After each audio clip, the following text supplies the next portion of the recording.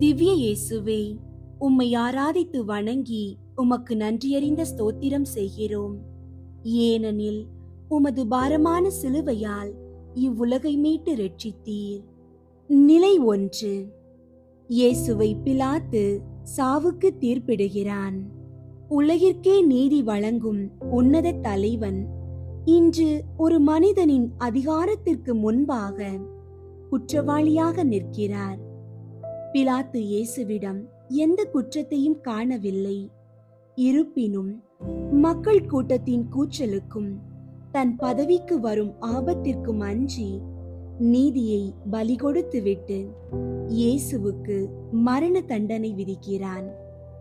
அமைதியின் உருவமாக நின்ற இயேசு அந்த அநீதியான தீர்ப்பை மனத்தாழ்மையுடன் ஏற்றுக்கொள்கிறார்.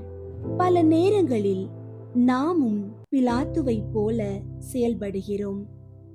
உண்மை எது என்று தெரிந்தும் பிறருடைய கைத்தட்டலுக்காகவோ அல்லது நம்முடைய சுயநலத்திற்காகவோ மற்றவர்களை பற்றி தவறான தீர்ப்புகளை வழங்குகிறோம். பிறரை பற்றி புறம் பேசுவதும், அநீதி நடக்கும்போது மௌனமாக இருப்பதும் இயேசுவுக்கு நாம் வழங்கும் மரண தண்டனையே ஆகும்.